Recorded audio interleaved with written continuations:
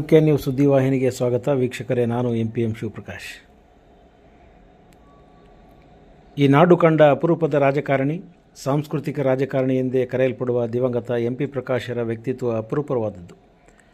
ಪ್ರಕಾಶರ ವ್ಯಕ್ತಿತ್ವ ಆಕರ್ಷಿಸುವುದರ ಜೊತೆಗೆ ಪ್ರಭಾವವನ್ನು ಕೂಡ ಬೀರುತ್ತದೆ. ರಾಜಕಾರಣದಲ್ಲಿ ಜನತೆಗೆ ಭರವಸೆಗಳ ಜೊತೆಗೆ ಅಭಿವೃದ್ಧಿ ಕೆಲಸ ಕಾರ್ಯಗಳನ್ನು ಕೈಗೊಂಡು ಅದನ್ನು ಕಾರ್ಯರೂಪಕ್ಕೆ ತರುವ ಮೂಲಕ ಜನಮಾನಸದಲ್ಲಿ ನೆನಪುಳಿಯುವ ರಾಜಕಾರಣಿ ಪ್ರಕಾಶ್ ಅದ್ಭುತ ಕನಸುಗಾರರಾಗಿದ್ದರು. ಅವರು ಮಾಡಿರುವ ಕೆಲಸಗಳು ಮುಂದಿನ ಪೀಳಿಗೆಗೆ ನೆನಪುಳಿಯುವ ಇತಿಹಾಸವಾಗಿವೆ. MP ಪ್ರಕಾಶರು ಚುನಾವಣೆಯಲ್ಲಿ ಸೋತಾಗಲೆಲ್ಲ ಅತ್ಯಂತ ವಿನೀತ ಭಾವದಿಂದ ಸೋಲನ್ನು ಒಪ್ಪಿಕೊಂಡು ತಪ್ಪನ್ನು ತಿದ್ದಿಕೊಳ್ಳುವ ಜಯಮಾನದವರು. ಸೋತಾಗ ಕುಗ್ಗಿ ಗೆದ್ದಾಗ ಹಿಗ್ಗುವ ವ್ಯಕ್ತಿತ್ವ ಅವರದ್ದಲ್ಲ. ಗೆದ್ದಾಗಲಿಂತಲೂ ಸೋತಾಗಲೇ ಮನುಷ್ಯ ಕಲಿಯುವುದು ಬಹಳ ಇರುತ್ತದೆ ಎಂದು ಪ್ರಕಾಶರು ಹೇಳುತ್ತಿದ್ದರು. ಅವರ ಮಾತು ವಿಶ್ವಾಸಪೂರ್ಣವಾಗಿರುತ್ತದೆ ಎಂಬುದಕ್ಕೆ ಸದನದಲ್ಲಿ MP ಪ್ರಕಾಶ್ ಎಂಬ ಪುಸ್ತಕ ನಮ್ಮ ಮುಂದೆ ಜೀವಂತವಾಗಿ ಸಾಕ್ಷಿಯಾಗಿದೆ. ಪ್ರಕಾಶರು ವಿರೋಧ ಪಕ್ಷದಲ್ಲಿ ಇರುವಾಗಲೂ ಆಡಳಿತ ಪಕ್ಷದವರು ಇವರ ಸಲಹೆಗಳನ್ನು ಪಡೆಯುವುದರ ಮೂಲಕ ಸರ್ಕಾರವನ್ನು ಮುನ್ನಡೆಸುವ ನಿದರ್ಶನಗಳು ನಮ್ಮ ಮುಂದಿವೆ. ಹಾಗಾಗಿ ಪ್ರಕಾಶ್ ಅಜಾತ ಶತ್ರುಗಳಾಗಿದ್ದಾರೆ. ಅಪ್ಪಟ ಪುಸ್ತಕ ಪ್ರೇಮಿ ಪ್ರಕಾಶರನ್ನು ನೆನೆದಾಡುವ ವಿಶ್ವಕೋಶವೆಂದು ಎಷ್ಟೋ ಜನರು ಕರೆಯುತ್ತಿದ್ದರು. ಅದಮ್ಯ ಇಚ್ಛಾಶಕ್ತಿಯ ಪ್ರಕಾಶರು ಏನಾದರೂ ಹೊಸದನ್ನು ಮಾಡಬೇಕೆಂಬ ಕನಸಿನಲ್ಲಿ ಯಾವತ್ತೂ ಪ್ರಯೋಗಶೀಲರಾಗಿದ್ದರು. ನಿರಂತರ ಅಧ್ಯಯನ ಅವರ ಬದುಕಿನ ಯಶಸ್ಸು. ಇಹಲೋಕ ಬಿಡುವ ಕೊನೆಯ ಗಳಿಗೆಯಲ್ಲೂ ಪುಸ್ತಕವನ್ನು ಕೇಳಿ ಓದಿದ ಅಕ್ಷರ ಪ್ರೇಮಿ.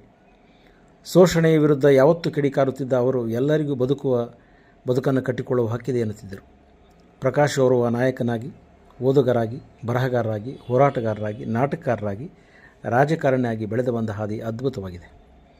ಪ್ರಕಾಶ್ ಜೀವನದ ಕನಸುಗಳನ್ನು ನನಸು ಮಾಡುವ ಹಿನ್ನೆಲೆಯಲ್ಲಿ ಯಾವತ್ತೂ ಆಲೋಚಿಸುತ್ತಿದ್ದರು. ತುಂಗಭದ್ರಾ ನದಿಗೆ ನಿರ್ಮಿಸಿರುವ ಹುಲಿಗುಡ್ಡ ಯೋಜನೆ ಅವರ ಕನಸಿನ ಕೂಸು. ಇದೀಗ ಯೋಜನೆ ಸಾಕಾರಗೊಂಡಿದೆ. ರೈತರ ಹೊಲಗಳಿಗೆ ನೀರು ಹರಿಯುತ್ತಿದೆ. ರೈತರು ತಮ್ಮ ಹೊಲಗಳಲ್ಲಿ ನೀರು ಹರಿಯುವುದರಲ್ಲಿ ಪ್ರಕಾಶವನ್ನು ಕಾಣುತ್ತಿದ್ದಾರೆ. ಸಿಂಗಟಾಲೂರು ಏತ ನೀರಾವರಿ ಯೋಜನೆ ಈ ಭಾಗದಲ್ಲಿ ಮಾಡದೇ ಹೋಗಿದ್ದರೆ ಬರದ ನಾಡಿನ ಜನರ ಜೀವನ ಸಂಕಷ್ಟಕ್ಕೊಳಗಾಗುತ್ತಿತ್ತು. ಮಳೆ ಹೋಗಿ ಬೆಂಗಾಡಾಗುತ್ತಿದ್ದ ನೆಲ ಇದೀಗ ಕಾಲುವೆಗಳ ಮೂಲಕ ನೀರು ಹರಿಸಿಕೊಂಡು ಉಸಿರಾಡಲು ಸಾಧ್ಯವಾಗಿದೆ. ಸಾಮಾಜಿಕ ಬದುಕಿನ ಬಗ್ಗೆ ಅವರಿಗಿದ್ದ ಪ್ರೀತಿ ಕಾಳಜಿ ಈಗ ಎಲ್ಲರೂ ನೆನಪಿಸಿಕೊಳ್ಳುತ್ತಿದ್ದಾರೆ. ಇಂದಿನ ರಾಜಕಾರಣದಲ್ಲಿ ಪ್ರಕಾಶರು ಎಷ್ಟು ಪ್ರಸ್ತುತವಾಗಿರುತ್ತಿದ್ದರು ಎಂದು ಜನರು ಆಲೋಚನೆ ಮಾಡುತ್ತಿದ್ದಾರೆ. ಇದೇ ಜುಲೈ 11 ಶನಿವಾರ MP ಪ್ರಕಾಶ್ 86ರ ಜನ್ಮದಿನೋತ್ಸವದ ಸಂದರ್ಭದಲ್ಲಿ ಅವರ ಕಂಚಿನ ಪುತ್ಥಳಿ ಲೋಕಾರ್ಪಣೆಯಾಗಲಿದೆ. ಪ್ರಕಾಶರ ಮತ್ತು ಸಿದ್ದರಾಮಯ್ಯನವರ ಅವಿನಾಭಾವ ಸಂಬಂಧವೇ ಜುಲೈ 11ರಂದು ಮಾಜಿ ಮುಖ್ಯಮಂತ್ರಿ ಸಿದ್ದರಾಮಯ್ಯ MP ಪ್ರಕಾಶ್ ಅವರ ಕಂಚಿನ ಪುತ್ಥಳಿ ಲೋಕಾರ್ಪಣೆ ಮಾಡಲಿರುವುದು ಸಾಕ್ಷಿಯಾಗಿದೆ.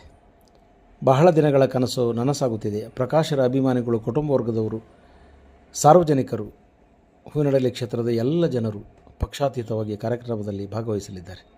ಕಾರಣ, ಪ್ರಕಾಶರು ಅಭಿವೃದ್ಧಿಯ ವಿಷಯದಲ್ಲಿ ಎಂದೂ ರಾಜಕಾರಣ ಮಾಡದವರಲ್ಲ.